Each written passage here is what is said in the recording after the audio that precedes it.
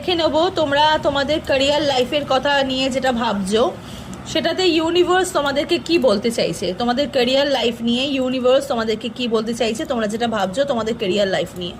অবশ্যই কিন্তু double tap করে শর্টসটাকে ক্লেম করবে।